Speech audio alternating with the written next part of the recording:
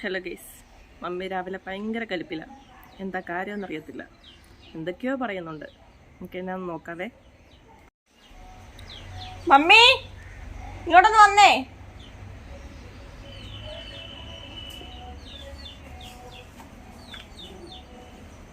ഇവിടെ ഇവിടെ ഇവിടെ പുറത്തോട്ട് വാ.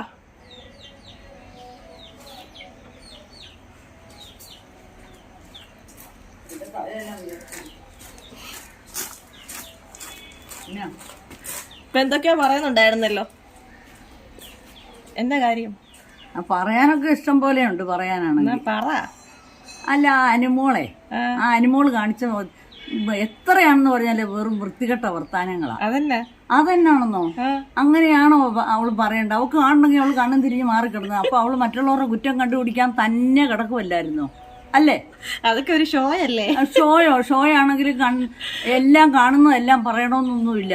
ഏത് ഷോയാണ്? ഇതാണോ വിജയത്തിന് വേണ്ടി അവള് എടുത്തു വെച്ചിരിക്കുന്ന മാർഗം? അതൊന്നും നല്ല കാര്യമൊന്നും അല്ല. നമുക്ക് മമ്മീനെ ബിഗ് ബോസിലോട്ട് വിട്ടാലോ ഗേസ്? ബിഗ് ബോസിലോട്ട് വിട്ടാൽ ഞാനുള്ള കാര്യം പോലെ തന്നെ പറയും.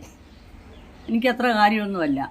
ആ പെണ്ണിന്റെ ആ ചെറുക്കൻ്റെ ഇമേജ് തകർക്കുമല്ലായിരുന്നോ? ഇങ്ങനെയാണോ പറയുന്നത്? കൊച്ചു പിള്ളേരല്ല എത്രയൊക്കെ ആണേലും അവർക്കൊരു തെറ്റ് ചിലപ്പോൾ പറ്റിക്കാണും. ഇവള് കണ്ണു അടച്ചും തിരിഞ്ഞു കിടന്നേക്കണമായിരുന്നു. ഇവളെന്തിനാ നോക്കിക്കൊണ്ടിരിക്കുന്നെല്ലാം കിടക്കുന്നു?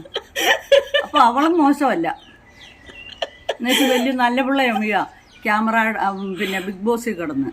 അവളെ എനിക്ക് നല്ല ഇഷ്ടമായിരുന്നു. പക്ഷെ ഇപ്പോൾ ഒരു തുള്ളി പോലും ഇഷ്ടമില്ല. അങ്ങനെ പറഞ്ഞുകൊണ്ട് അങ്ങനെയാണോ പഠിക്കേണ്ടത്? ആണും പെണ്ണും എന്ന് പറഞ്ഞാൽ കാന്തോ ഇരുമ്പും പോലെയാ.